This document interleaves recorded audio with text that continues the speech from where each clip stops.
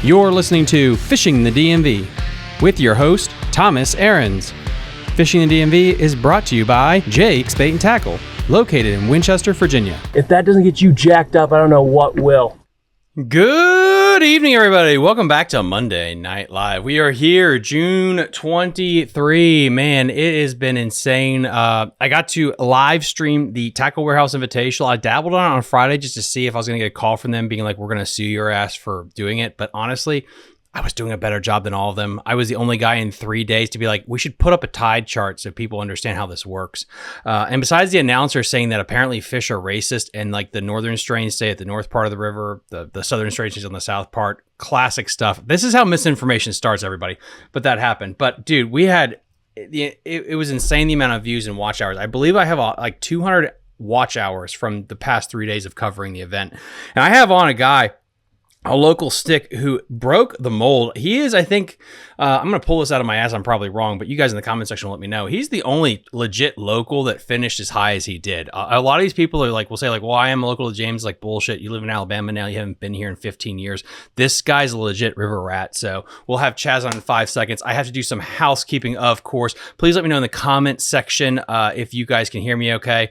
I am got to do this stupid little like promotion, but I want to make sure I get the house thing up. So, boat review. If you guys know, I'm helping a friend sell a boat. It is a 2003 Ranger 195 VS with a Mercury 200 HP EFI outboard.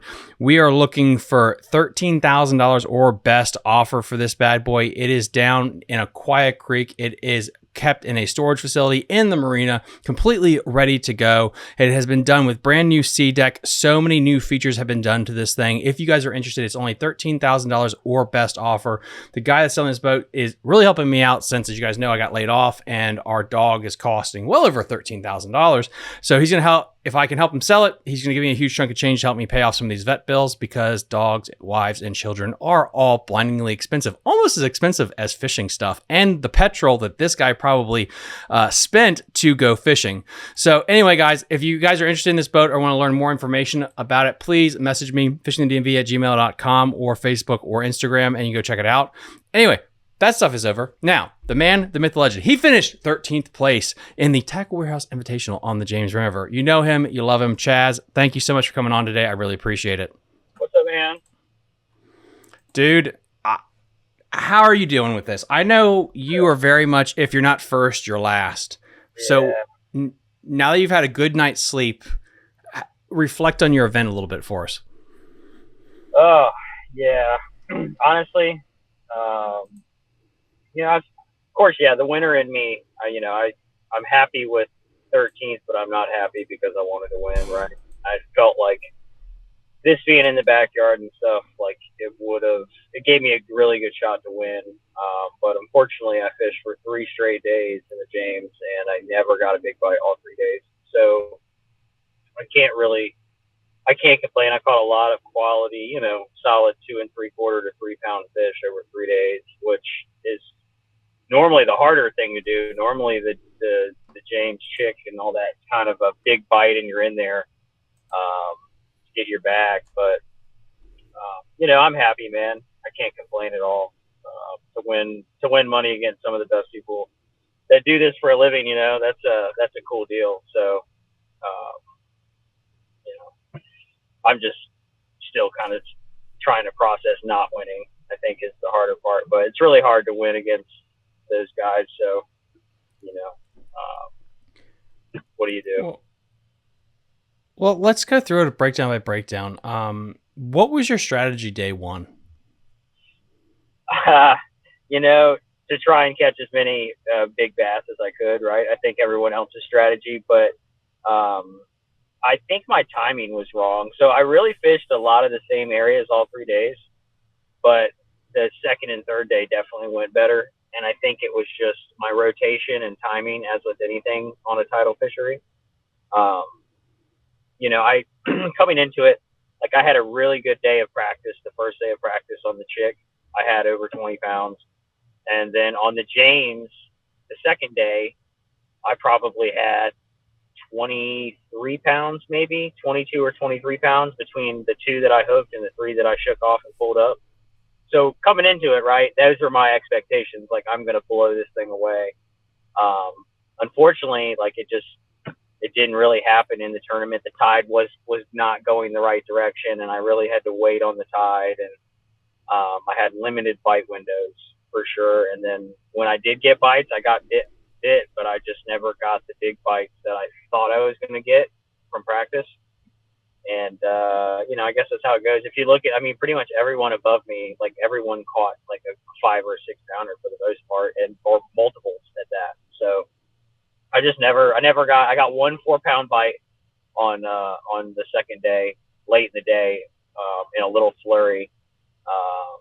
But, other than that, I had a couple 3-pounders yesterday. I had a couple, like 1 3-pounder the second day, to go with the 4. And I think I had another 3-pounder the first day or something, and some 2s. So it was just a bunch of fish catching, but, just trying to wade through fish to get, up to those quality, bites you need.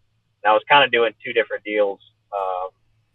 Fishing areas that I've never fished before in the James, to be quite honest with you. I found a little tucked away, I guess you could say, bank that's a long ways off the beaten path. Me being from there, you'd think I know, but I really don't know the river as good as most people.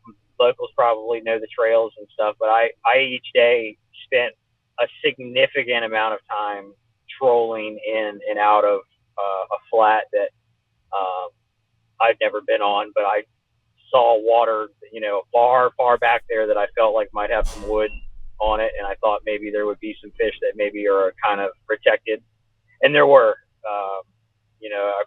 I caught fish off that stretch, multiple decent quality 2 3/4 to 3-pounders each day of the event off of that, all 3 days. So I knew there was fish reloading there, and there was not any fishing pressure from, definitely not the tournament anglers, but I don't even think locals fish there. So, but very hard to get in and out of. I bet I trolled, I don't know, a mile in and a mile out, maybe further. It took me a long minute. I probably spent an hour on the trolling motor between going in and coming out, most of the time. It was so shallow, I couldn't even idle. I got stuck multiple times, like, beached the boat trying to get to it. But once I got over to it, there was enough water, even at low tide, there was enough water along the bank. It was almost kind of a shallow depression against the bank. I wouldn't call it a ditch, but enough water I could float the boat, and enough water to have bass in it for sure. So it was kind of cool. In that regard, I was pretty happy. But I had the second day I went down through there, and it's a long stretch. It's probably in itself a couple mile stretch, So the Garmin Force trolling motor got a straight workout this week. And I spent a lot of time getting in and out of there and fishing that stretch, and fishing wood cover kind of at low tide with a chatterbait, getting hung up 47 times a day. And if I had GoPro issues, but if you could have seen some of the GoPro footage, I'm sure I would have gotten of me just cussing the entire time. I had to go get my chatterbait for the 15th cast in a row. But it was overheating. I got some footage the first day, of course, the non-good day, but the second, the third day, it just kept overheating. So, 100 degrees, what do you do? God bless GoPros. Yeah. Was your strategy, because we've talked about this ad nauseum when you've been on the show, was it a milk run kind of idea versus a camp like the dentist did on like 2 docks for 8 hours? Yeah, I'm not doing that. Now, I did fishing, and I'm not doing that. There ain't no way. Now, if I knew an area, like, and I do feel like the stretch that I was just referring to, I could have maybe waded through the next tide cycle and caught him again. But I just felt like once I got, because pretty much I fished some upriver stuff, like stuff near Osborne on some current breaks, like some little eddies and stuff. And I caught a good one the first day, and I lost a good one the first day up there upriver. Maybe I lost one probably 3.5 the first day. That would have probably put me up around that 14 mark. maybe 15 mark. Maybe would have bumped me up another spot or so in the standings, but nothing too crazy once it all shook out. So I fished the current breaks and stuff, and pretty quick. I could spend maybe 20 minutes, 30 minutes doing that and catch a couple fish each day, and then I would run down and kind of fish that area I was talking about and do my little kind of milk run through that big stretch. But of course, it took a lot of time to get in and out. And then after I would do that, I typically leave there and I would try to go fish some grass lines at high tide on some really ultra shallow stuff that I've caught them on in the past, Jared and I have. And it did pay off the second day. I caught that 4 and about a 3-pounder late in the day on the second day doing that. But most of my bites on the grass this tournament were the same fish I'd been catching on the flat. So 2.5s, 2s. I had a few culls, but I never got a big bite other than those, 2 decent ones. I did catch a 35-pound cat too up on the grass line. Actually, 2 of them, like 2 in the 30-pound range, 1 on a drop shot and 1 on a chatterbait. But those are my big bites for the tournament, big blue cats, unfortunately. So you get 13 pounds. You don't get your big bite day 1. You get back to the house probably after having a therapy session. And what was your head at Friday night? Were you going to make adjustments day 2? Was it just run the same thing and just better timing? What was your vibe Friday night? It was, just knowing that I knew I was around the right fish, having the practice I had, I just felt maybe that my timing was off in my rotation. So, and I say that because the first day I actually started on the grass, and the tide wasn't quite where it needed to be. And I felt like, oh crap. By the time I really realized that I didn't have enough water where I wanted to be fishing, I was like, crap, I should have over on my flat.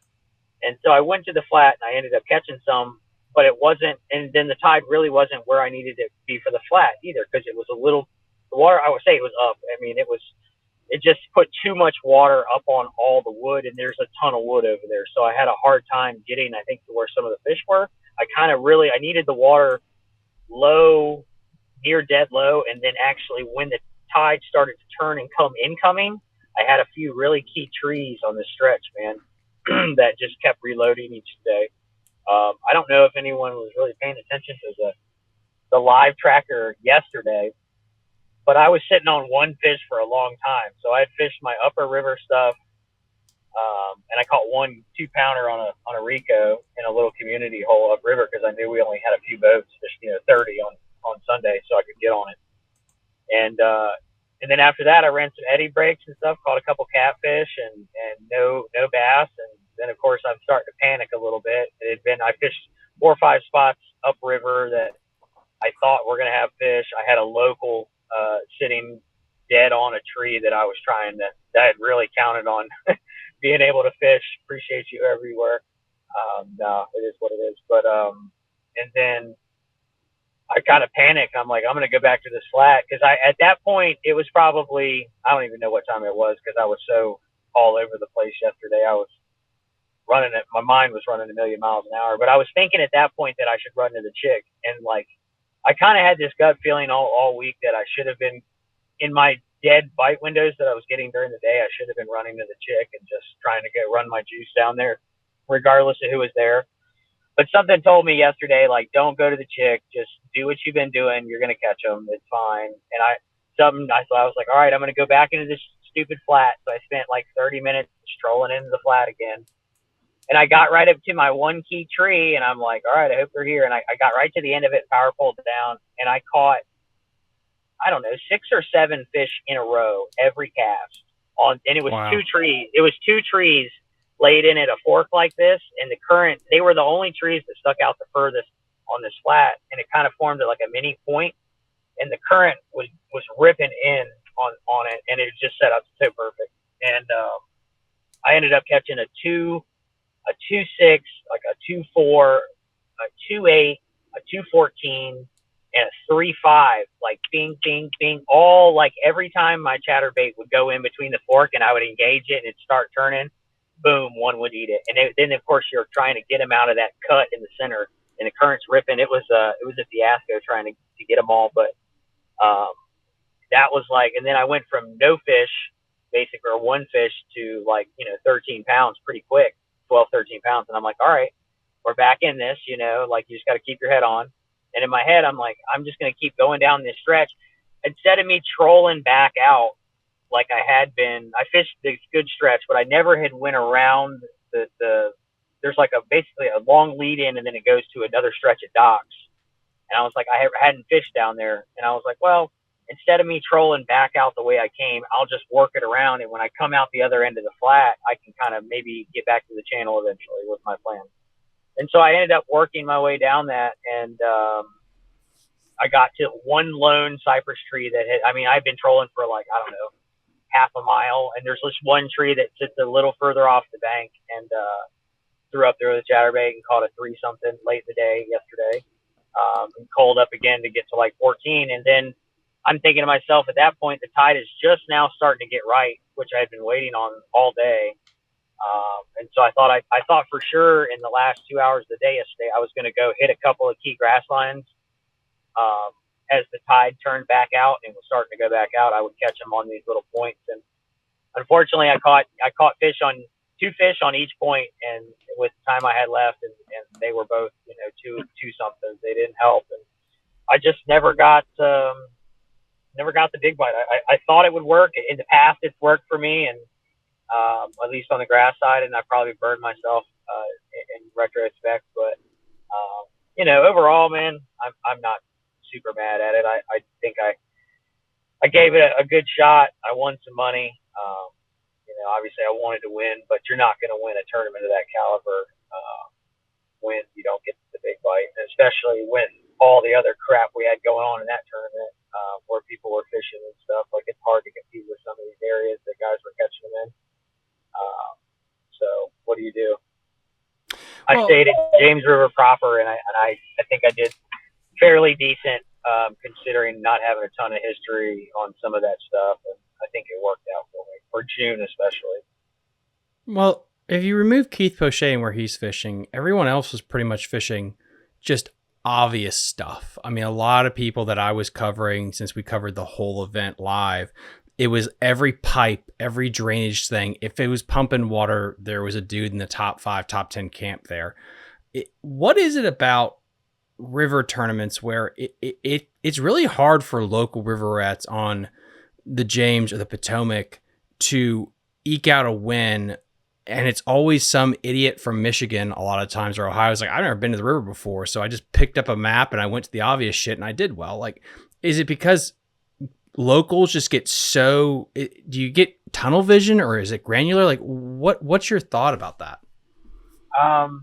I think it could be that. Like, we definitely, like me, you get locked in, I think, on things that you think are going to work. And like, I don't fish a lot of those community things up there, right? Like the outflows just south of Osborne. So like the second day, and really the first day when I went by the outflow right there by the plant, I could have gotten on it.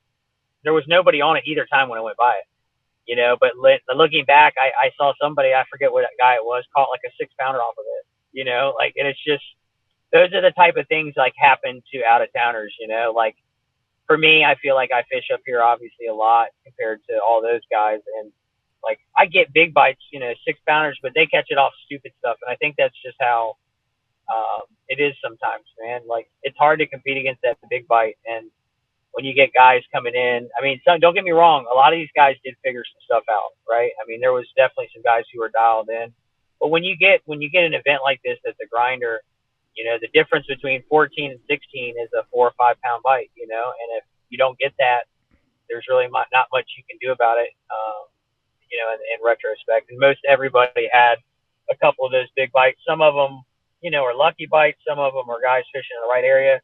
Some of them were, I don't know, man.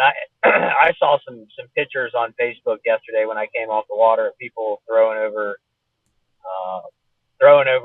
dams and stuff. Like, I don't know.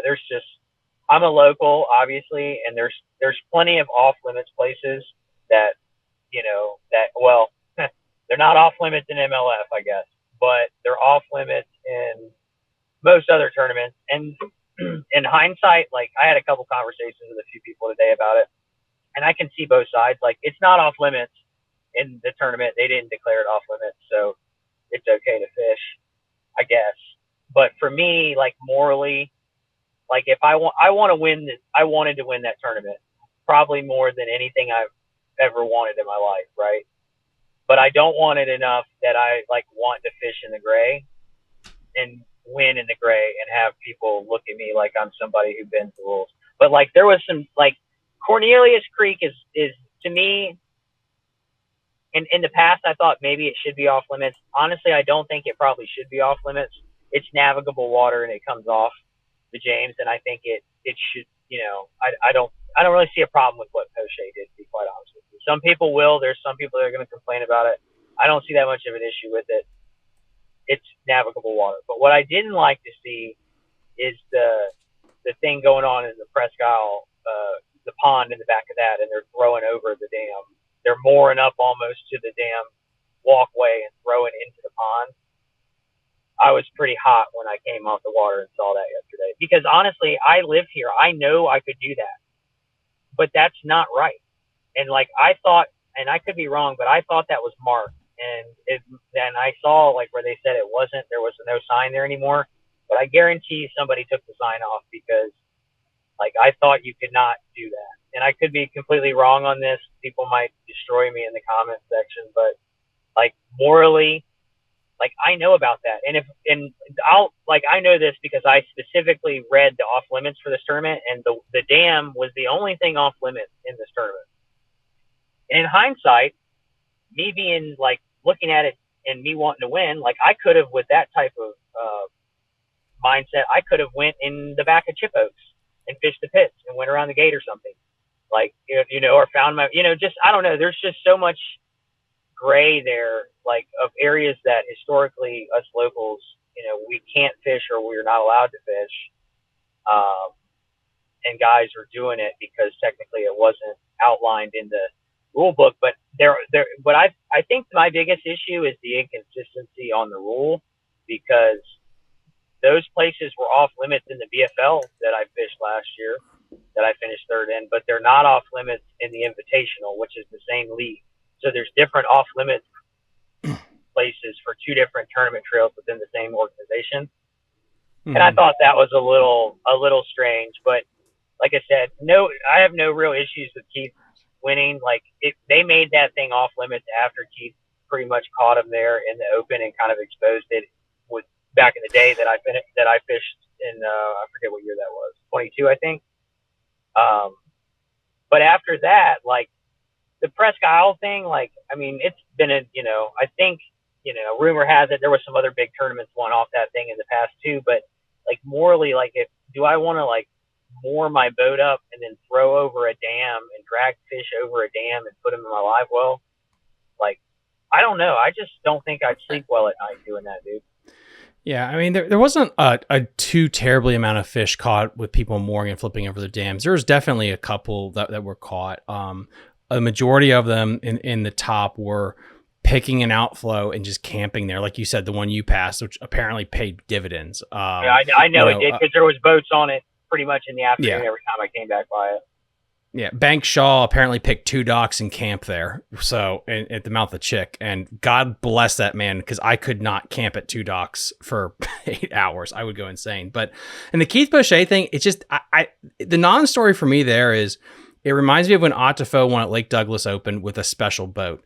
The story is if he doesn't have the boat, he can't effectively do that. So it's I fished up there in that area of Douglas. I know exactly, because there's so many boulders up there. I fished the upper end of Douglas, and right up till the point where you can't get a fiberglass past it, and he used to go way up past that and beat everybody. Yeah. And I don't really have any issues with that. Like, I think that's cool fishing. You know what I mean? That's like, the boat thing. I mean, like, you got to give it to, like, Keith, look at his boat. You know what I mean? He's just out there doing his thing. Like, I don't have any issue with that. And that's grassroots fishing. And at the end of the day, I was kind of happy to see him win versus, a live scoper or something like that. But I don't know, man. I I just didn't want to live in the gray or do anything sketchy, so I just wanted to try and find fish on the James and fish that way. So, Were you shocked? What were your thoughts with Chad Mrazek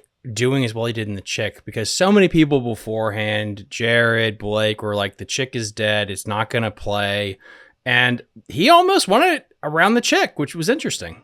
I'm not surprised. I mean, there's big fish up there, man. I mean, I had a good day in the Chick, and I felt like they were.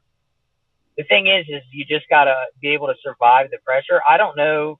I don't know if he was there all 3 days. I think didn't he have a tough first day? I think did he have like a tough? Well, actually, I have the damn thing right up here. I feel like So he had day 2. No scope, day 2. Day 1, 19.9. Day 2, 11.14. Day 3, 21.05.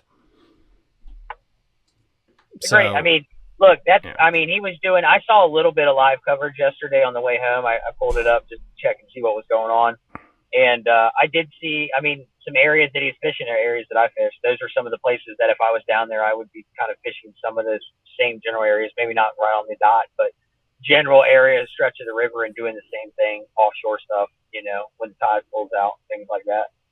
And then, I mean, they're there. It's just a matter of surviving the pressure and rotation. It's all timing and rotation down there. So if you can get on the right stretch, you could camp on it, or you could try to run it and try to rotate things right. But I'm not surprised. There's big fish. I figured there would probably be more big bags come out of there probably than what there was. There was actually a lot of folks this time around on the James that I saw, more so than I feel like during the opens. Like when I fished the opens, I feel like there was a lot more people down on the Chick. I didn't watch any of the coverage yet, so I couldn't tell you where anyone was, but it did seem like there was quite a few boats running around up where I was at. I mean, albeit far away from where I was at, but I could see them running nonetheless. I think people were scrambling just like I was.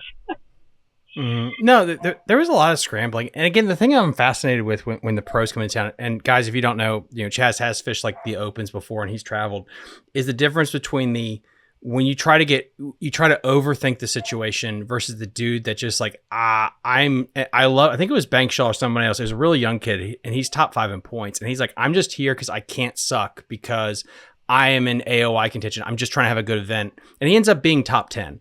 And he's fishing obvious crap because his thought process is I'm not trying to win this thing. It's like, I'm trying to salvage points. But because he was batting for average, it actually rewarded him with a good finish. And it's interesting when you get so many of these people that are these touring professionals that come in and then my phone blows up. It's like, oh, he's just fishing an obvious place. It's like, well, yeah.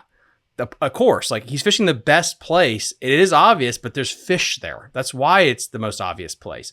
Do we as locals just sometimes outthink the fucking room? And that's why we get beat by the idiot that just shows up. You're like, well, yeah, I'm just going to go to Mattawoman because there's fish there. I don't know. Yeah. It's interesting. Yeah. I mean, that's the school of the philosophy, right? A lot of people who don't have a ton of title experience, sometimes they'll camp and have a few different areas and they milk them for all they're worth. And sometimes that works out great.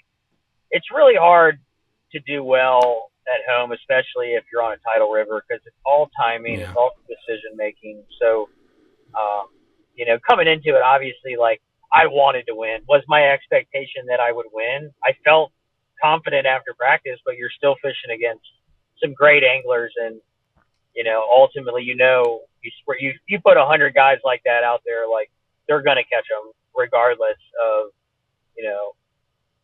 what you throw at them. And a lot of times the obvious stuff, hardcover stuff on the James especially is where you catch a lot of big ones, but you could hit it 3 or 4 times a day and you might only catch them one time that you pull up there, or you wait out a long period and then you just wait to get one to bite. And it's so hard to do that when 55 other places on the river that you might be able to rotate. And I can't tell you how many different places that I rotated, on this stretch of river, in addition to the flat, that I was rotating, that I caught big ones off all of it, 5, 6, 7 pounders off all this stuff at a certain point of time in a certain tide cycle.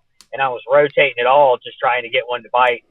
And it just didn't happen. But, if you milk say I could have stayed on one of those areas and try to road it out, and maybe I would have gotten, a big bite if I just stayed in some of those areas and rode them out through a different tide cycle than the one I expected them to be biting on. And sometimes that's just how it goes.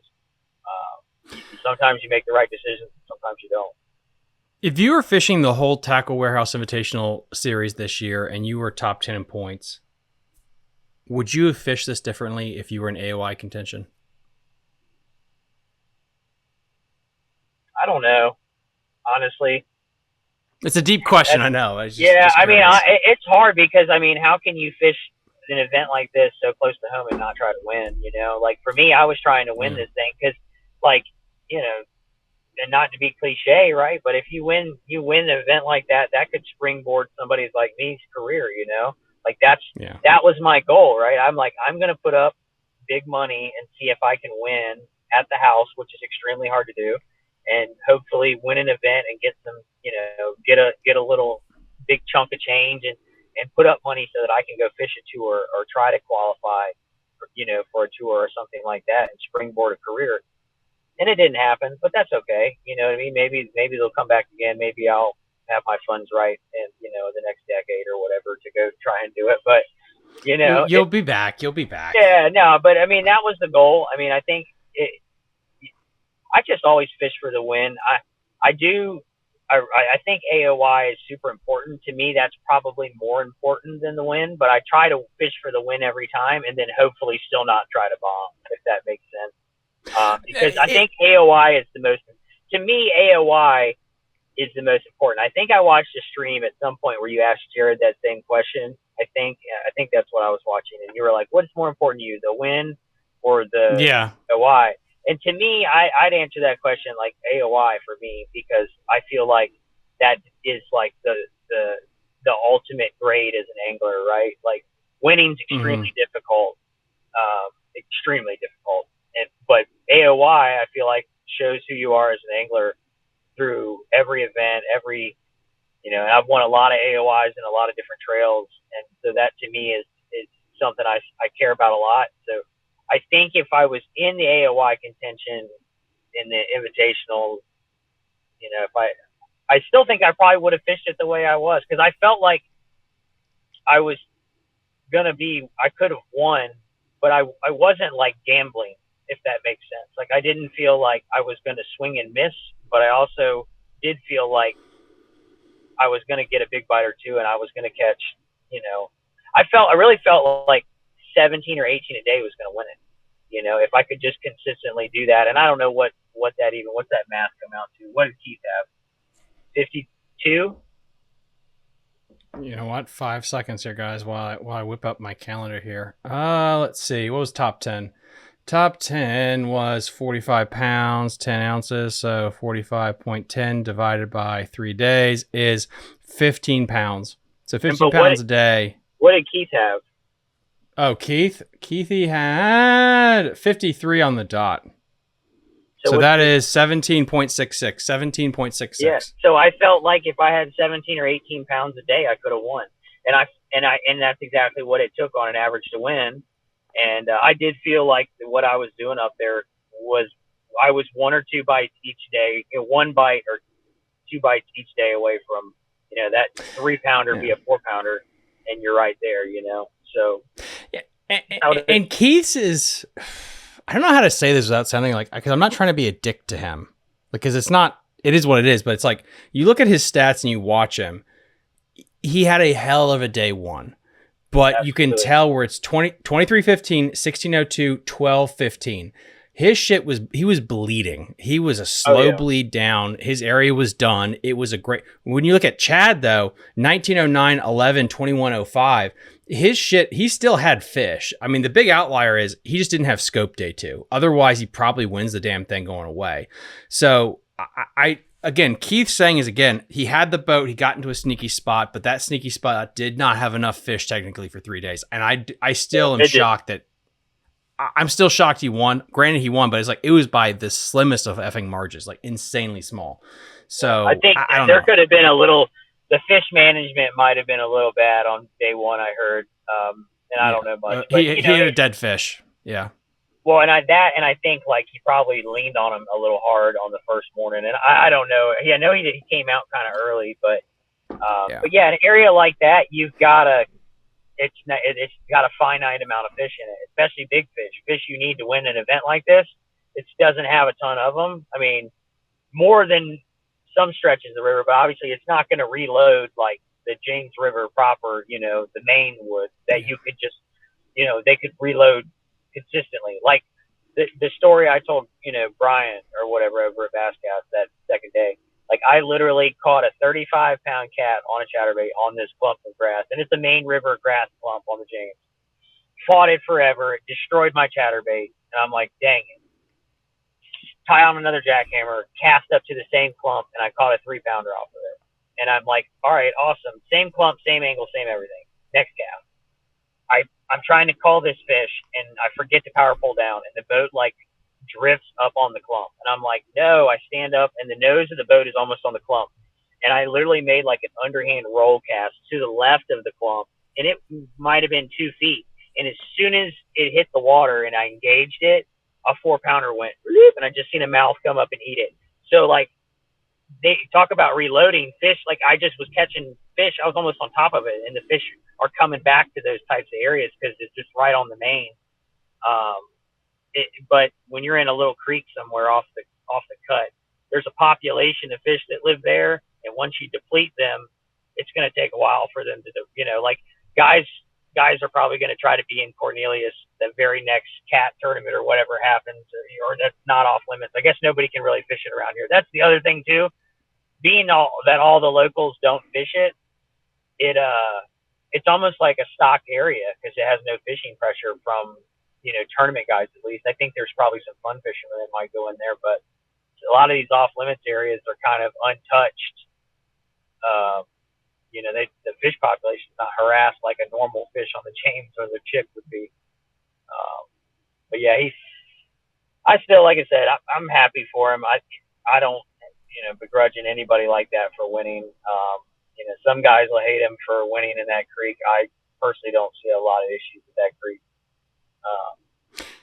Yeah, the James has just so many wonky rules because it's like, unlike the Potomac, there's so many areas where you're not allowed to fish depending on the organization. I mean, the only places you're really not allowed to fish on the Potomac are fucking like the military bases where you'll get shot at. I mean, besides that, there's not a lot of creeks that are off limits, which is interesting. And then someone in the comment section is like, well, why are they allowed to throw over this, but they're not allowed to fish or throw over the Chick, the Chick Dam in the Chickamauga proper? But I guess that's a federal or state law, apparently, allegedly. So that's completely different.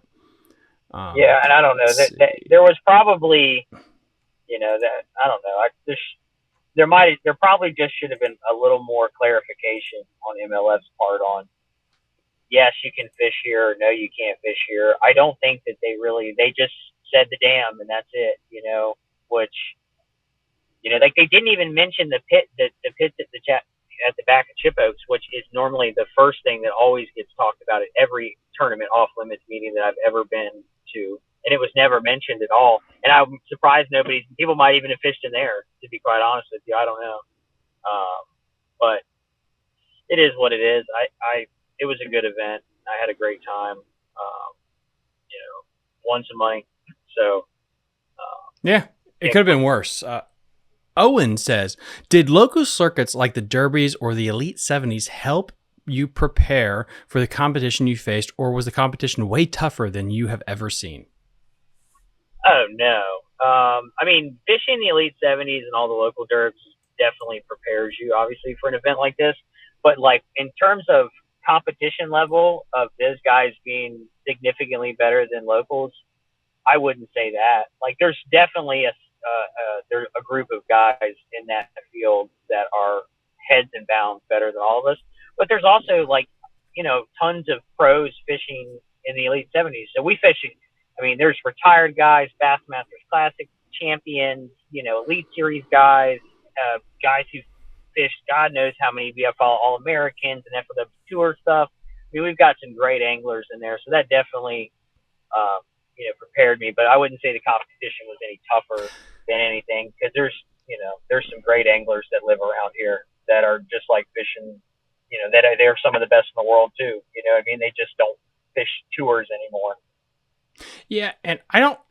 I'm sorry, whoever you were that said this, but someone once, maybe it was you. I know it said it on the show, like trying to win a local event or a BFL is harder than winning a Toyota because you have so much knowledge on that place, and when you fish those multi-day events and you're paying the fee, the biggest barrier to entry is the fee. And there's a lot of great sticks that can't fish it because of how much expensive it is. And so do you wonder, it's like with the Toyota, with the Invitational, like it's probably very top heavy, but it's not like all 100 guys are like legit hammers. And there's no taking away, but it's because it just costs a lot and not every great angler can afford it. It does. And then, like, don't get me wrong, there's some absolute hammers. I mean, there's not many not many people in that field that were not hammers, right? And I don't know all those people, but I can tell you there was a lot of names on that list that I read that were people that I fished against in the past. Like, I fished against several of those people in Bassmaster Opens already. So, yeah, I mean, I was kind of expecting that. But once you kind of step to that next, when you fish a Toyota, a Bassmaster Open, like those pros are cherry picking all those events. So you're fishing against some of the best talent in the world in any of those, I guess you would call them AAA type circuits, and BFLs too. Like there's great anglers in the BFLs, and some, regional guys are just as good as a lot of touring guys. They just, like you said, sometimes the money is a factor. I mean, this is definitely not a sport that it makes financial sense. Okay. You don't do this because you want to get rich. Most people, there's not many rich people in fishing. The few people that got in at the right time and, clicked up and got some money. I'm not telling you anything, right? You don't know. Like the industry's kind of changed a little bit. There's not sponsorship dollars allocated to pros like there used to be. The marketing thing has changed. YouTube is kind of taken over. Live streaming like you're doing is a great avenue. But being a great angler, it doesn't pay to be a great angler anymore. You got to be a kind of a great angler and a marketable angler. And you gotta work on a brand and all those types of things. And I don't know. There's definitely, the money is a huge barrier to entry to fish these types of events. Well, and this gets with Shimmy 307's question on Instagram, which is how much of a barrier to entry for talent is it if the entry fee is $0 versus $5,000 to sign up for the event? And I'm assuming you're saying is like, what, does more talent sign up if like you get a free event and the purse is the same versus if you put a $5,000 entry fee and the purse is the same? I think obviously, it is. Yeah. Yeah. Like, I mean, if somebody told you you could, if you could sign up to win, $80,000 and you didn't have to put in $5,000, of course you're going to sign up for that event. Especially all the dudes are going to come out and try to sign up for that. But, like, don't get me wrong, like, looking back, I am an idiot for putting up that much money to go fish. Like, but I didn't want to do it. Like, I wanted to do it for the experience more so than anything. Like, I've been watching events, like a tour level event, since I was like 12 years old. That's literally like a dream 20 years in the making for me. So, like, did I have $5,000 to go fish this event? Not really. I mean, was it going to make or break me if I fished it? No. Would it have been a great financial decision on my part if I lost it all? No. But like in my gut, I don't know, when I saw the schedule come out and like loving this sport the way that I love it and believing in myself, I was like, I got to do this. Like, this might be the only time I ever get to do this in my life. I'm doing it, and it probably was not a smart decision. I mean, it worked out, but like financially, like a touring, it doesn't, you're not making your money off of winnings in tournaments. Okay. And to do that and travel and fish the invitationals and stuff, you are either prepared to burn money because you have it and you run a business or something like that, and you're able to do this and you're just enjoying your time. Yeah. Or you're getting salaries from companies that help you support you, and the winnings are addition to what you actually make. That's the difference. Yeah. And to the guy's question, and this is my thought on the situation.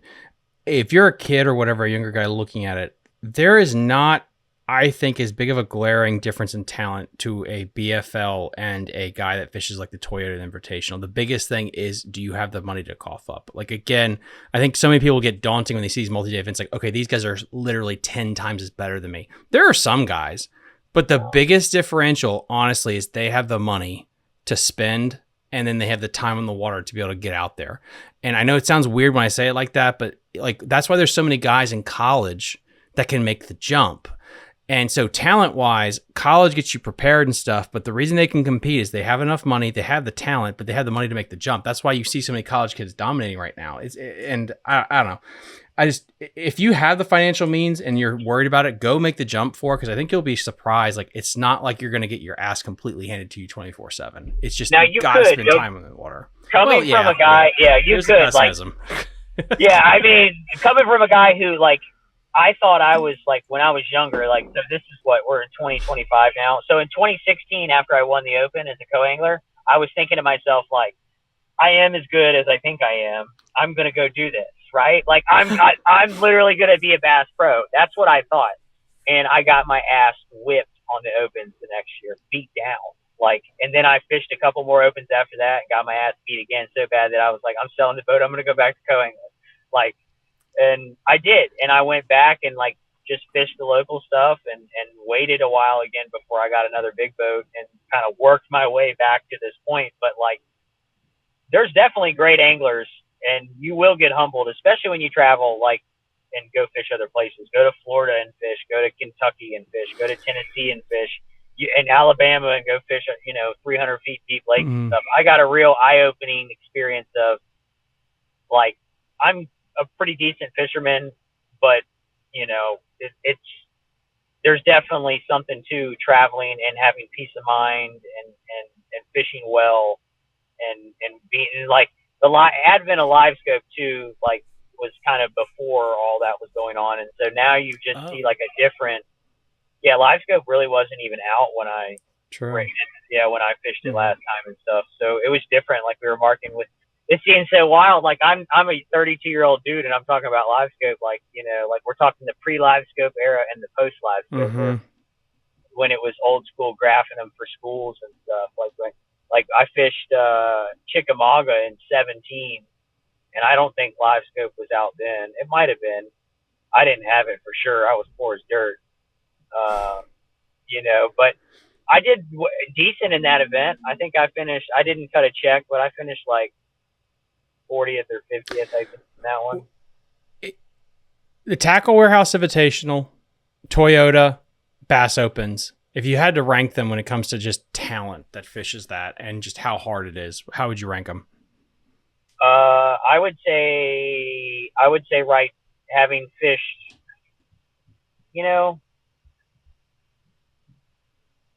the first generation of Opens, when I first started fishing Opens, they were loaded with people. They getting 225 guys, and some good guys at that, good local talent, and a lot of Elite Series guys. I would say, the Invitationals were loaded, though, dude. There was a lot of really good anglers there, so it's really hard for me to say. I think just because you have 225 versus 100, it makes it that much harder. Like, a 225 boat Opens field, like at the Harris Chain in Florida or something, or like at Kissimmee. I fished Kissimmee. It was 225 boats. That's hard. Like, does talent not matter at a certain point when it comes to field size? So let's say if it's a 400 boat field, is it like, okay, this is just a shit show, and it's just if I get to a spot that doesn't have somebody, like, at some point, does it feel kind of like that? I don't know. I feel like talent is always going to shine through for the most part. Like, you may not win, like I say, but, like, I feel like if you're a talented angler, you're gonna come out at the end of maybe not a singular event, but at the end of a stretch of events, you'll come out and you'll see the cream rise to the top. Like, look, like, having fished the Opens and knowing how hard that shit is. Excuse my language. Like, look at, like, Ike or Jason Christie or Greg Hackney or all the people that requalified through the Opens to go back to the Elite Series in, like, 1 year. Like, first year. Like, that, just jump right in and like just fish the gauntlet and make it back in. Like that's pretty wild to me because I fish the opens, and that makes me realize that here they are, and here I am. Like Well, and it's time, and this is something yeah, that if you guys have an opportunity, go listen to like Carl Jockus talk about his thing where it's like, he said like the hardest part was you have to have experience fishing multi-day tournaments at all these places, and you have to have that calendar built up, that resume. So when you're like, it's like Hartwell in March, you're like, well, I've already fished that 3 years in a row. I have an idea of what to do. And I think with a lot of these pros, that's kind of where it's like when you take scope out of it, they just have such a backlog of knowledge on, we're going to the James River in June this time of year. I have a ballpark idea of where to start. Yeah, and the more you do it, the more you do it, it is experience plays, right? And so like me, like I do too. Like historically I've been to Florida in like 6 different times in January, February. So I know when I go to Florida what I want to do. You know what I mean? Like same thing for the James, right? I'm local, but when I go to New York, like I've been to Oneida a couple times. I kind of know if we go to Oneida again, if I ever decide to fish the opens again, like I have a feeling like the year I'm fishing, I'm sure there'll be at least 1 or 2 on the schedule that I'm familiar with that I'll be able to draw at least something on, and hopefully run with. But yeah, I mean, it definitely helps because I thought I thought I was awesome until I started driving around and realized how hard it is to do well on places you've never been before. It's extremely difficult. It's really hard. And this is again why I think college guys have a leg up right now. The college program, when I did the college program, it was ghetto as F. It was. I mean, there are people that are coming in meth vans and it looks like they just used the John boat to dump off a dead body. And now a lot of schools, it's almost a sport. You get a scholarship money to just for 4 years. Let's go to all the TVA lakes in Lake Hartwell. Yep. Like if you grew up at Clemson and you were at Clemson University or down there, and you spent 4 years on Lake Hartwell, why are we shocked when that kid jumps into the open on Lake Hartwell and does well? It's like, dude, that's all he's done. Yeah, I mean, it's awesome. I wish so. I actually could have done the college fishing thing. I got a scholarship to go to Bethel actually years ago. Oh, dude, that's a blast from the past. The very first year, I think they did it. The very first year, I think it was the year that they were giving scholarships out. The problem was it was out of state. And you would have dominated at Bethel. I don't know about that. And I forget the coach's name. I mean, he's a freaking legend, dude. I remember, I'll never forget the email interaction and getting the acceptance letter and all that stuff. And like, I was going to tour. And then I realized like financially, like I could not afford that out of state tuition. And like, I wasn't prepared. Gary Mason? Yep. Gary. Yep. Gary. This was, I mean, what was that? 2010. I mean, it was a long time ago. And looking back on it, so look, every time I see a Bethel freaking angler crushing it, I'm thinking to myself, like, I could have springboarded myself, 15 years ago on that. And look how far that program's come, just churning them out. TVA experience, they're all freaking hammers, But hindsight being 2020, I was going to do pre-med there too. And I was like, in my head, I'm like, how the heck am I going to do pre-med fish? There's no way. And then look at me, I didn't go to college at all. And here I am, like still trying to chase the fishing dream when I probably could have had a college degree and still chase the fishing dream. But you're still be in debt. Yeah, exactly. At least you don't have $100,000 debt. Owen, this is a great question. You are going to get a gift card to Jake's Bait and Tackle. Please message me on Facebook or Instagram. You just want a gift card to Jake's Bait and Tackle. Owen says, that being said, is it more beneficial to fish the more expensive AAA events and only fish a few events a year, or is it more beneficial to fish the local stuff like BFLs or Elite 70 all the time? I want to hear your answer first, and then I'll go. That's a good question. I would say definitely more important to fish local. It's more important. Like there will be a time where you'll know that you should make the jump to go do an event like that, but it's important not to rush it, especially not like I did. I think it's important to try and dabble around the house. If you can't win enough around the house and be consistent enough, you don't want to put the cart before the horse. Like I kind of did that in the beginning, and I realized like I had to pump my brakes and go back. And you've got to practice, and you need to. The only way to get better is to fish more, right? And at my height, at my peak, I was fishing like 100 tournaments a year. So the only way to do that is to be able to fish around the house a lot and fish often. Yeah, like I think you definitely need to fish as much as possible. Now, if we're talking specifically tournaments, that's where it's hard because I have a hypothesis that you got to be good at like 6 or 7 lakes and you can make it. Like if it, depending on where you live, Owen, if you're good at the James, the Potomac, Lake Champlain, and like a Lake Murray, that's a lot of lakes. There's a shit ton of big time tournaments and you can survive a schedule. If you're good at the Roanoke River or the Rappahannock and that's it, or Lake Anna, great. There's never going to be a Toyota or Bassmaster Open there. Like that's where it's like back when they did the segregation of like the northern swing was the James, Oneida, and Lake Champlain.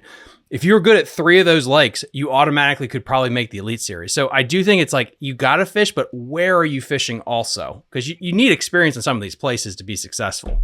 So yeah, and I think you're somewhat right about that. Like I didn't fish. Like for me, if I was smart, I would go practice all the time on Kerr.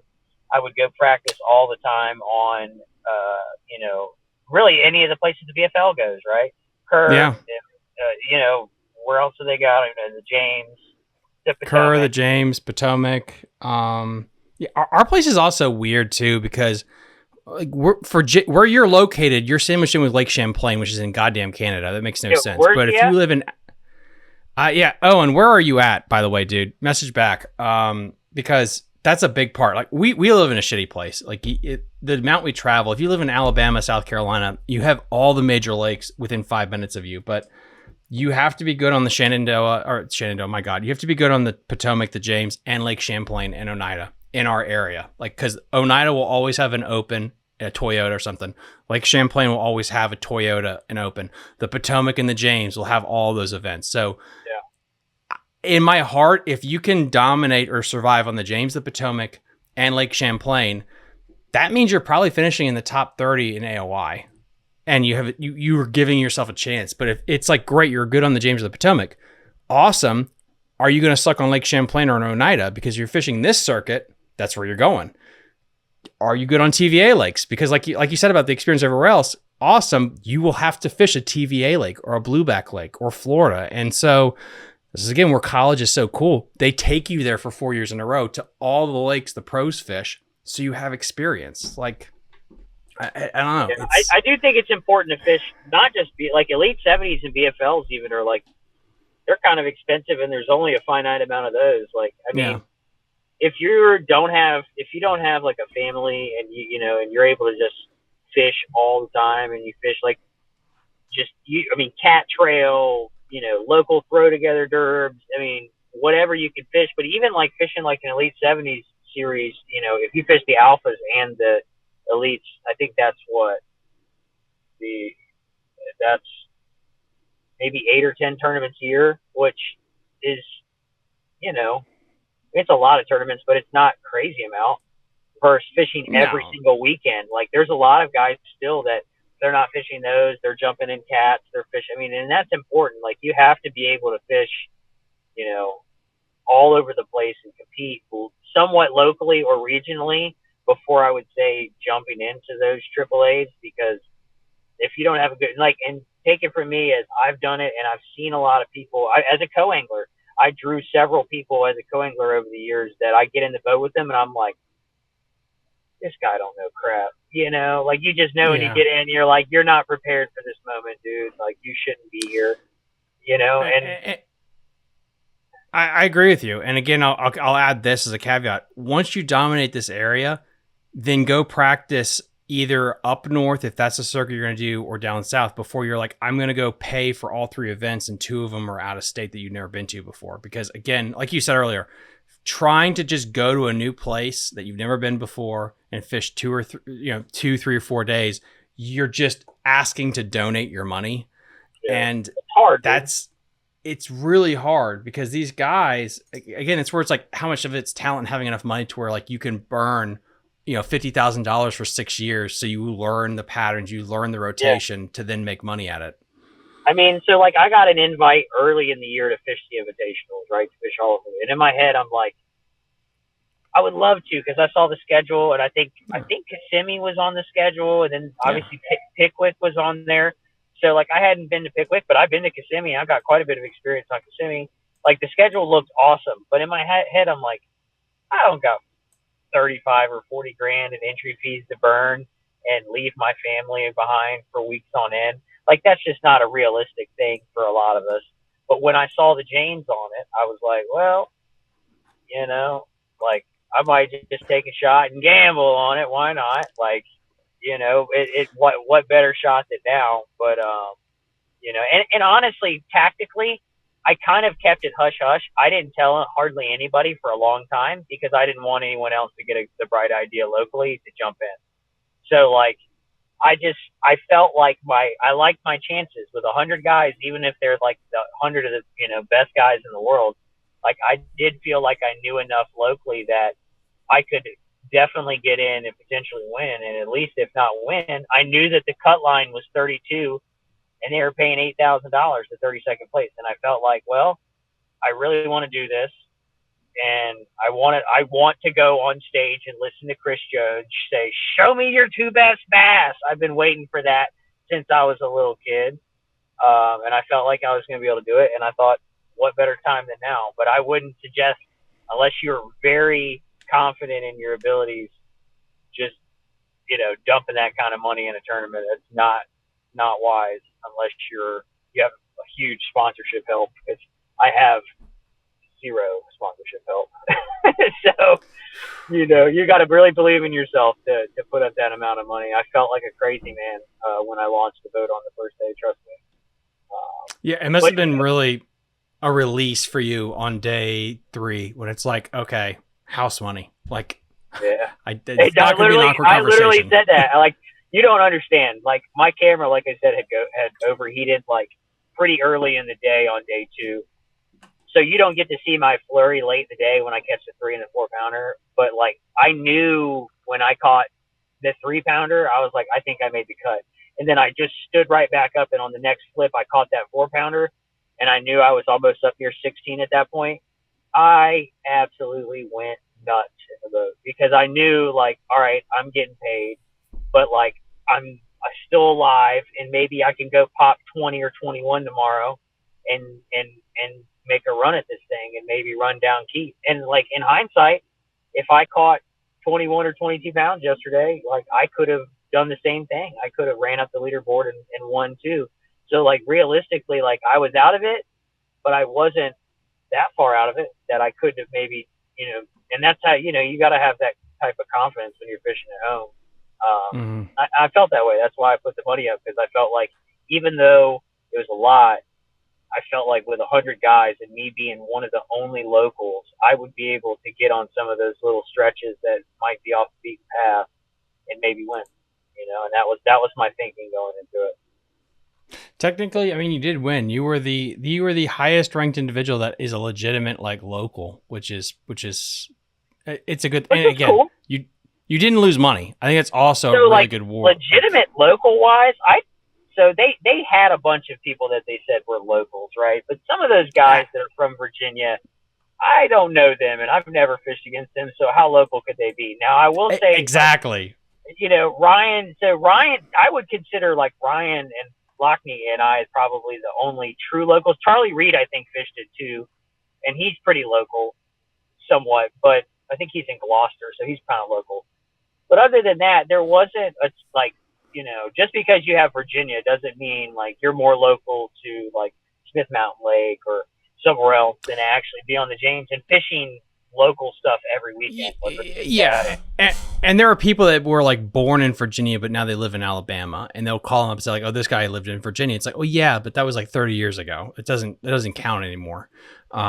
It's not like when Ike lived in Jersey and then fished the Delaware on the Elite Series. Like, yeah, he literally fishes the Delaware every year. So he is a legit local, is kind of like how my mind works with it.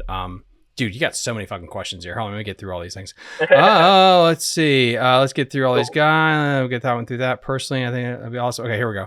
That being said, okay, we got through that one. Jared says, Chaz don't even know how to cast. Right. I don't know how to cast.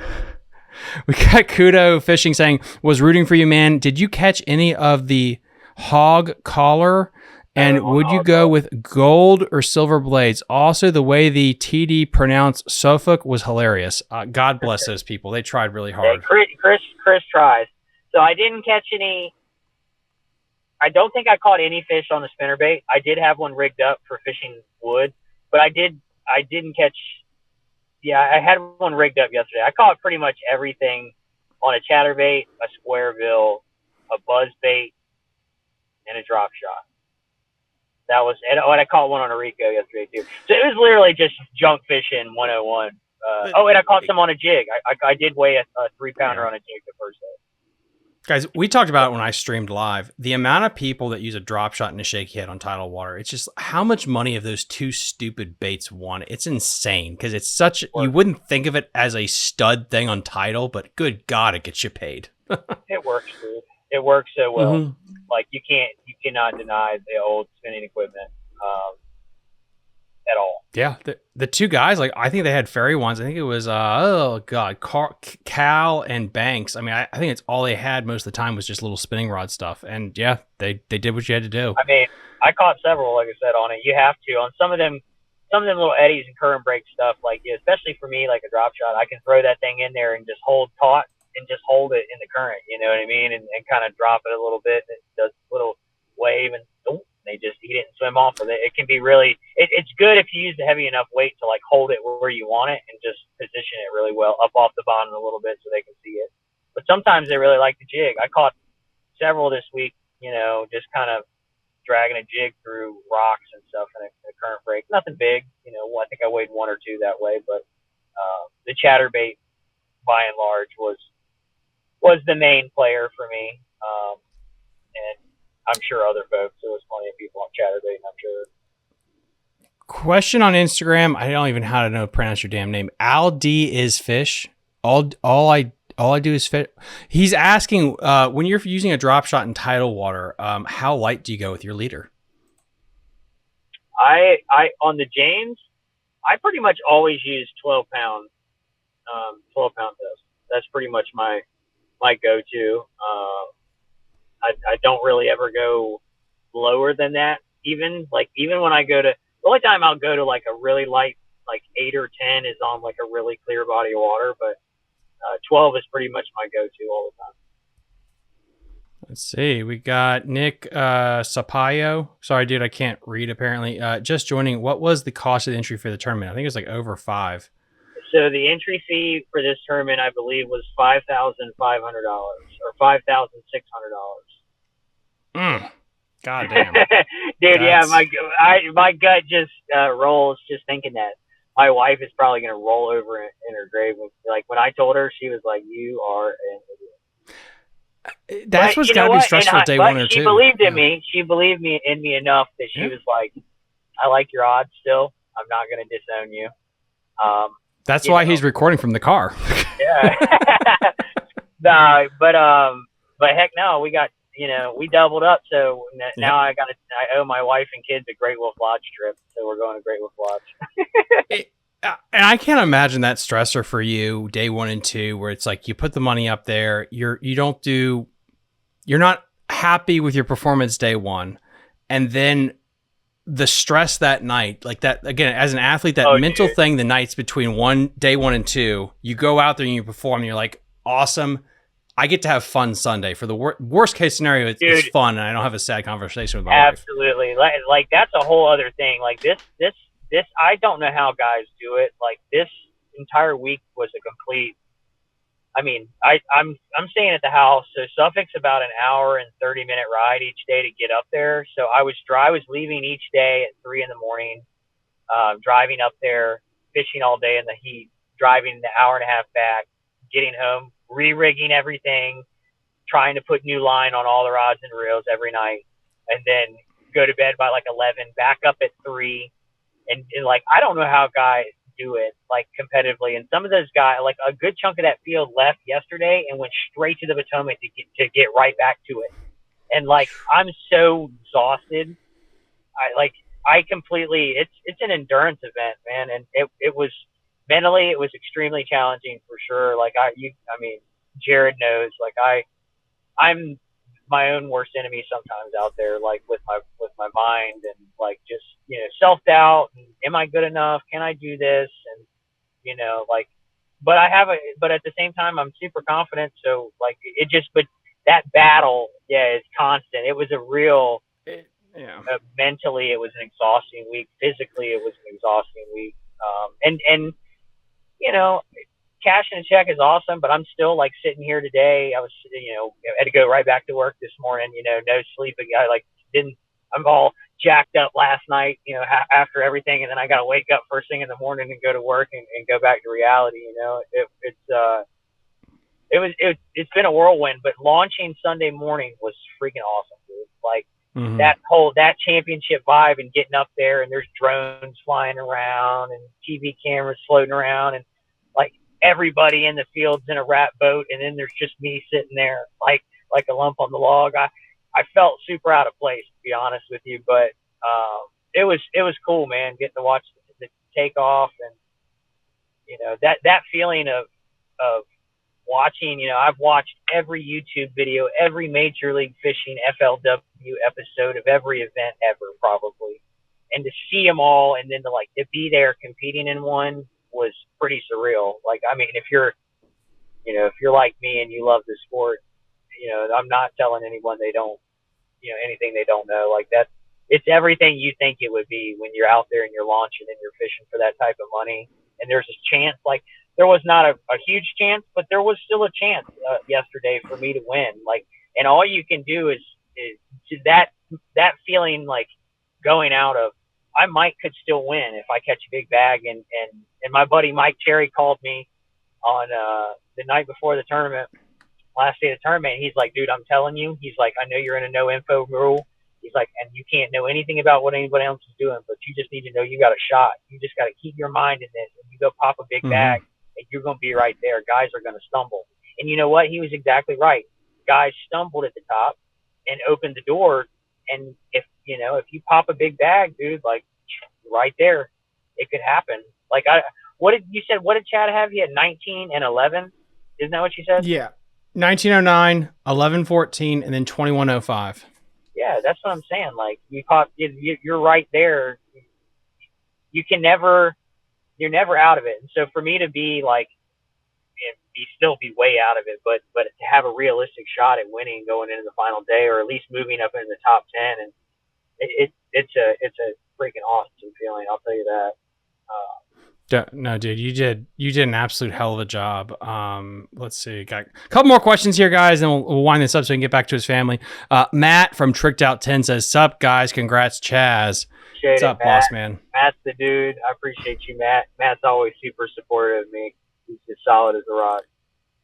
Matt, let me know when you get a chance to read my message I sent you about that project idea I had for you, so we can get that going. We got William that says, "Hey, good finish, man. Wondering how the Appomattox fared at all. Really well." Did it? I didn't watch any of it, so.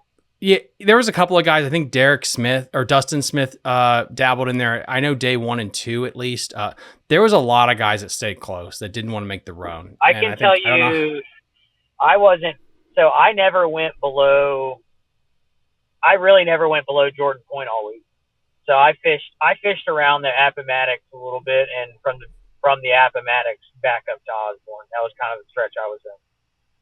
So I do think I fished. Actually, I did. I guess technically, in hindsight, I did fish a little bit in the mouth of the Appomattox. I think I caught a few fish in there.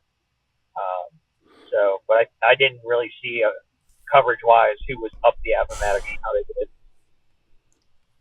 Yeah, the Appomattox did okay. Everyone stayed really just around Osborne. There was no crazy ass runs besides what Chad did in the Chickahominy. A lot of those guys are, like you said, competing for points in AOI and stuff, and they're playing the gambling. I'm going to catch retreads. I'm going to try to catch fish that are recycled up here. And there's, I mean, after years of tournaments, You know, I've seen enough up there to know there's always enough to win on the James, but it's a matter of can you catch them. And this goes into this guy's question. I think, by the way, guys, thank you for making that little short I did go viral on social media. But F1 Fishing, curious if you target the northern strain bass up in Richmond at all, or do you exclusively fish the F1s in the Chick? The announcers seem to think there are different fish in two different places. That did happen multiple times. Yeah, well, here's what I'll say. They move. Yeah, I will say that we've done our own transplanting program with the F1. All those fish, there was already good fish in the James, don't get me wrong, but like the stocking for years were every big bag a lot of times was weighed out of the Chick, was brought back to Osborne and dumped right back in the river. And what do? They either get right on the current, they adapt and get right on the main current breaks and stuff on the James, and then they make their way to the pits and spawn the pits. And so the cycle has been, they're all over the river, you know. There's F1s from one end of the river to the other, you know, and they're definitely not geographically in line with what their species is. I'll tell you that. Yeah, and something else that I was pissing me off during the thing, the F1s they were showing to the camera, it wasn't because they were F1 fish the reason they were skinny. It was because they were just post spawn. Because the reason we have 10 pounders or 8 pounders, those are the F1s. The F1s do grow big. It was just a weird thing that he held up a Florida F1 strain and it was scrawny and long, and the northern was a little pudgy because that one's fed back up from the post spawn. It was just a weird time of year where we hit it. I do think if this tournament was a month later, the weights might have been a little bit better. I don't know. Historically, July is always bad on the river. Not like bad, but like opens wise, like the weights were definitely better, I think, this time around than I even expected them. Like a lot of those guys, you know, they're great anglers and to be expected, but the weights were a little higher than I thought. I mean, if you look back historically, they typically, the opens are always here a little later. Like there was that one in April a couple years ago, which was the one I actually did. I think I finished 16th in that one. That one was different. But a lot of times it's in July, you know, at the hottest part of the year. And if you catch what I had, you could win it. Like I'm pretty sure that there's been opens that have been won with less than 43 pounds on 3 days.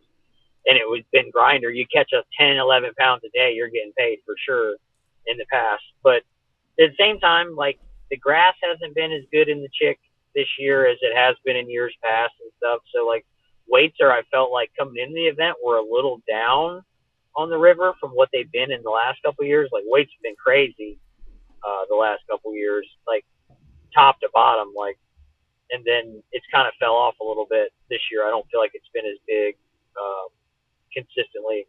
So I figured the weights wouldn't be as good as they were, but they're pretty good, honestly, for the top 10 guys. You know, had a pretty good day. They averaged 15 a damn day. That's pretty good.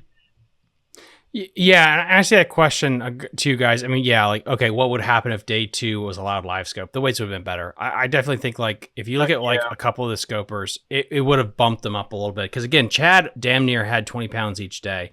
Let me rephrase that. He had 1909 and 21. So he was an average of 20 pounds each day. The one day he didn't have scope was his struggle day, and he mentioned that on camera. I think the weights would have been a little bit better if you had scope each day, for better or worse. I'm just saying, like, it's just so crazy. The fish are there. The advent of scope, and like I didn't use the scope at all, really. I didn't catch a single fish with it on all 3 days. You know, and like some guys, that's what they do. Like I guess I just haven't bought it, and I've had it for years, mind you. I've had live scope for 5 years now, and I've used it. I've caught a million fish with it, but I don't think I've ever, especially on the James, like I don't try to just go scope fish on the James. Like I don't know. It's just not my thing. But they obviously proved that you can. I've done it and had some decent days doing it, especially on the Chick, like where Chad was at and stuff. Like that's exactly where you expect it. But like Bank Shaw, for instance, I saw a little bit of what he was doing, and I'm like, yo, that dude is a unit. Okay. Like, I don't know if you saw that piece about how he was using the brim. He was using his bait to pull the brim to his bait so that he could draw the bass to the bait. I don't know if you heard that. And like, yeah, I'm like, with yo, the drop shot, I think it was, right? he was like, yeah, he was basically like using his drop shot, and then he would pull the brim to his drop shot, and then he would like pull it away from him, and then like he was kind of using it to lure the bass over to. I forget how he was explaining it, but like when I heard him say that, I was like, yo, this dude is legit. And if you see him, like he legit whacks them all over the country, and you can see why, because he's an absolute monster with his forward facing sonar. And I guess I like old school fishing too much to do that. I don't like doing that. Like I do like scoping them with a minnow every now and then, but like you just scoping them with a minnow on the James in June is just would not have been on my bingo card. So like I was kind of like, hell yeah, congrats to you, bro, making your thing work. I mean, he was killing it. So yeah, and I think what really helped this was when the BPT came here last year, and they kind of opened it up to, because there's so many people fishing brush piles and just smoking a bunch of fish on it. And granted, like everyone has told me in the comment section, they didn't catch the biggest ones, but it made people think about like, oh, I can do that here. And once you do that on camera, that's where the Pandora's box thing kind of gets open. So people are realizing that there are fish off on these stump fields. And again, when you have like what happened in the Chick, you don't have great hydrola. That's really going to push those fish to different places that are more scopy. Yep. So, no, yeah, interesting. It was funny. There. They were laughing at me. The group of guys I was sitting next to on the day 2, they made me put my lockbox right, and I have one graph up front. I use it for live scope. Like I don't have a mapping graph or anything up front. And they were like looking at me, and I had the lockbox on my thing, and they were like, dude, you don't have a graph. I was like, I don't need one, man. Like, we're just going fishing. Like, I don't need a graph. And they were like, where's your mapping graph? I was like, I don't need one. Like, we're at the James, dude. I'm just going to stick the rod in the dirt, dude. I know that I'm going to have to troll in like a mile anyways. I know how dirt shallow I'm going to be. Even if I had the live scope on, like the transducer can't be in the water because I can't have my trolling motor. My trolling motor has to be so high raised up in the air that there's no way I'm going to get my transducer to be in the water to read anyways. So like I just thought that was funny. And then you got guys that are just completely relying on that thing to cash checks. It's just the two parallels in our sport right now. That's the divide we're at, Yeah, or you buy $100,000 boat like Keith Pochet has, and you just basically just go that route. And hey, look, he did have live scope on it though. Oh, Keith is smart enough to know, like he loves doing his thing, but he incorporates it just enough to make it work. Like I respect that. I want to get Keith on, because my biggest thing watching day 3 is I felt like it's like you run up the score in the first quarter of the football game, and then you're just watching your lead bleed. And I would have asked him, like, why the hell did you not abandon that earlier? Like, pull the ripcord. You just have to, if you die in that pond, which he almost did, that would suck worse than call an audible earlier. I'm sure he was probably thinking about it, trust me. And like having almost won the Open there in 22 and losing to Kenta or whatever, like I'm sure, dude, I can't even imagine the emotions that were going on in that boat yesterday, because he's thinking probably like, damn it, this is it again. They're going to do this to me again. Like, because I mean, it already happened to him. Like he almost won the Open and would have went to the Classic that year because of it. And instead, he didn't, he ran out of fish, but luckily this time he had just enough to make it to the end. And I watched him weigh in yesterday. I thought that was cool. He was he was emotional. Like I know I would have been emotional if I won. Like that's a huge victory. And he did it his way. Like you can't. The one thing you're not going to say about Pochet is he's got his own style. Like you're not going to say he didn't do it his own way. Whether you like it or not. Yeah. Dude catches them. You know what I mean? Like 100%. And then from a tactic standpoint, it's hard to do it that way, because I guess the biggest comparison would be him and Cox. The difference is Cox is, I'm going to put my trolling motor on 200 and I'm going to hit every dock and skip a worm. Keith is, I'm going to leave the lake and find a creek or a pond. And it just seems like that style rewards you day 1, but it's hard as hell to find a place sneaky that will have 3 to 4 days of fish. Like that's a hard way to win. And Keith he's kind of done it all too. He's got the little boat now, but don't forget he had a glass boat for a long time. Yeah. Like dude fished at the Elite Series for a long time. Dude's been fishing for a long time.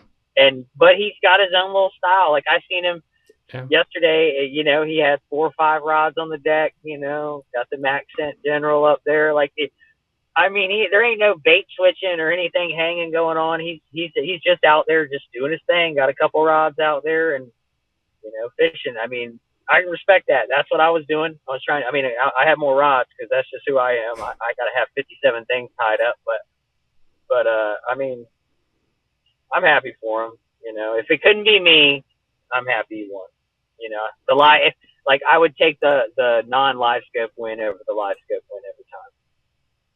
No, dude, for sure. And like that's the thing, you have to develop your own style. Like, you really do to have success. It's jack of all trades, master of none. Like that's going away.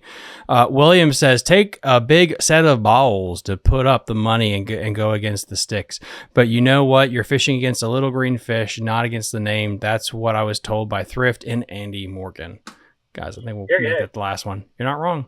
You're not wrong. Yeah, I mean, yeah, it does take a lot of balls, or stupidity, probably is probably the word that they would use. You know, but it's like, for me, I knew when I put the money up that I was prepared to lose the money because I knew I was paying for the experience. And even if I didn't, and I told my wife, like, I could bomb, I could blow the motor up on the way back. Anything could happen because that's already happened to me too. But like, I was paying for the experience, and like now, you know, I could die tomorrow and I could at least say that I got to do something that I always wanted to do since I was a little kid. So I don't know if I'll ever get to do it again. But I know that in my mind, that was worth that money. That's like me, like putting up, you know, you'd spend $5,000 on a car, you'd spend $5,000 on your, you know, on anything, your kid, your vacation, whatever. That for me was like, I want to do this and I'm going to do this. And I don't care whether I lose it or I win it back will be great. But if I lose it, I wouldn't have been happy with it, but I would have at least been okay with knowing that I went out there and at least gave it a shot. It was worth it to me. There, you guys got it. We got one more question because we can't end on. We got to end on something spicy. F1 Fishing says, "Can anyone explain why people are saying that the Poche Creek should be off limits? It looked like a normal creek." This is a good thing because I know you're not from this area, so it's weird when you have a national tour come in and random people not random, but out of towners don't understand the drama. Yeah, so I'll be honest with you. I'm not the expert on Cornelius Creek. I know about it.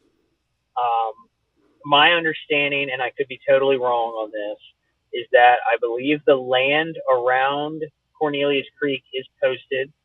I believe this is the one that runs up behind the Jimmy Dean house. So I believe there could be some influence there around Richmond and around Henrico and stuff. But I believe that is the reason that it's not technically, there's signs, I think, but they can't technically enforce the water portion of it because it's part of the James River. Anything that's navigable by the James River, if you can float it, you can boat it. I think that's the motto, right? So like at high tide, Keith could get over that thing. He could float it. He can boat it. He can get into that pond. If you didn't want it to be local, or if you wanted it to be off limits, then you should have really built a way for it to be non-accessible. But the reason I think that it's off limits for our guys and really any local tournament trail is that nobody wants the headache of dealing with the bad rap that comes or dealing with like the landowners. And, you know, I think it's just out of an abundance of caution, they make it off limits so that guys aren't in there and creating any kind of controversy. I think that's why. I really don't know truthfully why. I think it's navigable, so like I don't know why a creek would be off limits unless there's a gate and a key. Like I talked to my buddy Brad today, and he was like, you know, the only thing that should really be off limits is if it's got a gate and it's locked and you're the only one with a key. Well, of course that should be a no-go. But like if it's a a creek that's attached to a freaking river. Why would you not be allowed to get in there if I can flow in it? And I think by Department of Wildlife Resources standards, that's accurate. I don't think they can enforce it that way. Yeah. But the tournament directors pretty much around here all got together and kind of said after that open that no, we don't want this, and this creek is going to be off limits. And so now it's kind of like a stock pond, in essence, because it doesn't get fishing pressure from at least a lot of the tournament guys. I mean, locals, I'm sure, like just regular fun fishermen go in there, but controversy. You're going to see that one 50-50. There's definitely guys out there that think you shouldn't be allowed to fish in there, and there's a lot of guys that think you should be allowed to fish in there. And I think I'm probably the guy that thinks you probably should be able to fish in there. In the past I might have said no because I felt like there was something sketchy, but from everything I understand, like they can't enforce it. It's navigable water. Throwing over dams and stuff though, like in Presque Isle, I didn't agree with that at all. So, and I'll add another layer to this because I think it's the difference between a national trail that can take a lot of heat versus local trails that don't take the heat. But the other layer to this is if it was just a regular creek that was open, that'd be one thing. This is a creek where, in general, you do need a special boat to effectively fish it, depending on the tide swing and stuff. You do need a specialty boat. And that kind of gets back to the same shit that Ottifo went through when 2 years in a row, he had a guy build him a custom boat to go win a bass open on lakes where if you run up into jet water territory in the fall, you're just going to win. And you piss off all the fiberglass boat guys. That is a variable there too. Yeah, I think that's a huge part of it. Honestly, I really think enough guys bitched and complained that they couldn't get in there and this isn't fair. And that's how most things go off limits in the games is bitching and complaining. And then, and then tournament directors are like, we don't, and they just don't want to deal with it. Really. I just think that they don't want to hear it. They don't want to deal with it. And all it takes is for, a couple, a guy to start beating the crap out of everybody in a creek or a particular area. And next thing you know, like, just like the dam, I don't think the dam should be off limits. Like, the dam should not be off limits. I just don't think that's right. Now, should you be casting over the dam? Should you be, mooring to the dam? Like, I mean, yes, you should adhere to the rules that say stay back, whatever, but I don't think that it shouldn't be like, I can't go within 500 feet of the dam. Well, there's no regulation that says that. They just put that in there. They just don't want to deal with it. Tournament directors don't want all the controversy, so they just make it off limits, which before long with that kind of mentality, we won't be able to fish anything. But you'll see both guys on both sides of the fence of that. I've talked to guys who are very adamant about, like, nothing should be off limits, and then other guys are like, yeah, I can't believe you guys are fishing there. So it's like, it's 50-50, like I just knew that if 50-50. I did any of that, it would be, I would catch hell from anybody if I fished any of those gray areas. I just know. The problem with being a local, Nate Ross says, for the last question of the night, 100% the last question, not only a matter of time until they put a cable up like some of the other ponds. They do it on the Appomattox too. Yeah, they probably do. And I don't know. Like, they very well might. But then if somebody gets, I think that's when it will become that gray area with the DGIF would probably get involved, and they would say, can you do that? I don't know that you can. I don't think you can gate public water. I got to look at the regulations on that. You can own the land on either side of it, but you can't own the water if it's connected to a river. I think that's how it works in Virginia. Like, whereas Louisiana and stuff, you can do that, which is why Bassmaster and stuff won't go to Louisiana at all. Isn't there also an issue with the oil companies down there too, owning like a shit ton of that stuff? So it's not just landowners, but it's like you have a petroleum company being like, hey, don't do this shit. I don't know. It could be that. I just know that the localities and laws in Louisiana, where Keith is from, make it very hard to fish certain areas because they completely, like, the off limits explanation would be a 4-hour conversation if Bassmaster Elite Series went down to like New Orleans or like in the parishes again, because, you know, like you can wall off and gate and do all kinds of things and it's legal down there. And then they're losing tons of public water access. And I don't want Virginia to be that way. Like we keep at this rate, we're not going to be able to fish anything. Yeah, I could put a sign up at the front of Herring Creek. You can't fish all of Herring Creek, you know, if you own the land at the front of on either side of it. Like I don't know, like not to say that it's going to get that way, but you know, with that it's a slippery slope. Yeah, it is. We don't want to be like Louisiana. Okay, nothing against the state of Louisiana, but when it comes to fishing like that, we don't ever want that. Yeah, I like Louisiana as a state, but when it comes to bass fishing, you guys got to change your laws. That's ridiculous. Chaz, I mean, good God, we're almost at the 2 hour mark here. What else you got? No. I love it. I mean, God, this is what I do. I mean, was there anything else that kind of blew you away about the tournament, just to put a pin on it? Anything else, just takeaways from the guys or whatever? Like, oh, that's kind of neat. You know, not really. I would just say, like, I was a little surprised by the weights. Guys caught them better than I thought they would. You know, and they didn't catch them any kind of different than I thought they would. There was, you know, a group of guys who made it work in the Chick. There was a group of guys who made it work in the James. I do think my prediction was kind of right. I think the James overall kind of turned out more consistent bags, which makes me feel a little bit better about my decision of staying up there and trying to do what I thought was right. In hindsight, I think it was the right decision, minus the big bites. But overall, I think it was cool, man.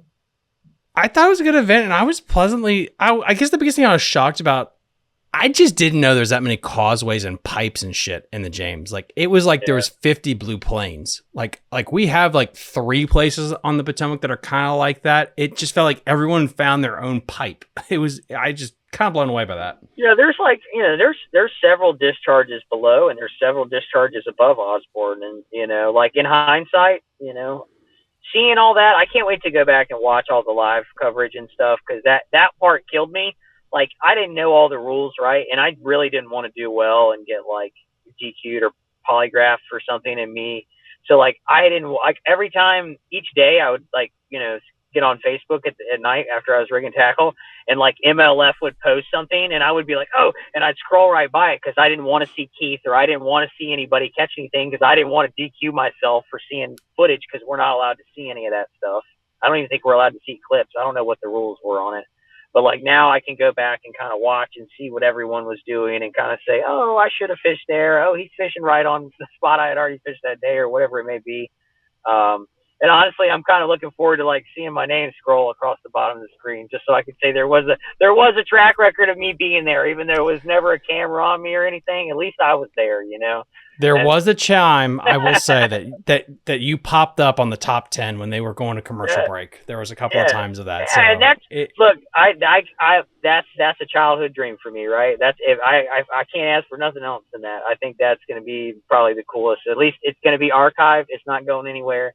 I'm always going to be able to go back and say, hey, remember that one time when my name scrolled across the bottom of the leaderboard, you know, and I was at, you know, the Tackle Warehouse Invitational fishing against a bunch of, you know, professional anglers. I'm pretty excited, man. I had a great week. I don't know when I'm going to fish again, but I'm going to end, at least I hopefully ended it on a good note. But actually, I think I got a Potomac event in a couple weeks, and I don't even want to think about that. I hate that place. Dude, 2 different places. The amount of people hitting me up about that right now is insane. Like, it's going to be fun to see what BPT does up there. And everyone that's going to ask, yes, there's going to be guys that are going to be offshore scoping. That's just going to happen there. There's not a lot of grass compared to years past, and they're not going to catch the numbers maybe out there, but there will be guys doing the same thing they did on the James. They're going to find some sneaky stuff. Is the grass screwed up there too? It's not like it. Yeah, I personally, because I'm local, I think it's kind of screwed up. Like Aquia looks fucking great. Everything below Mattawoman looks great. It's just not. Yeah, I don't know. It's just weird, and I'm really hoping because it was so cold, it's just going to take a while for it to actually like get in. But yeah, I don't know, man. Been up until now. It's hot now, but it was. I felt like a pretty mild year up to this point. The wind has sucked. Every title event, I mean, you know this. Every title event, it's been a small craft advisory. What Albemarle Sound, the James, everything's been terrible. Yes, dude, that's absolutely right. I think that's probably messed with it all year long so far. Right on. Guys, as always, I already linked Chaz's stuff in the episode description. Go give him a follow. YouTube channel, TikTok, Instagram, the whole shebang. Go check him out. I'll leave this up for another 2 hours tonight. Then, of course, it'll be re-uploaded tomorrow morning everywhere, ad-free. So check it out, and we will see you guys next time on Fishing the DMV. Bye. Hey. You're listening to Fishing the DMV with your host, Thomas Ahrens. Fishing the DMV is brought to you by Jake's Bait and Tackle, located in Winchester, Virginia. If that doesn't get you jacked up, I don't know what will.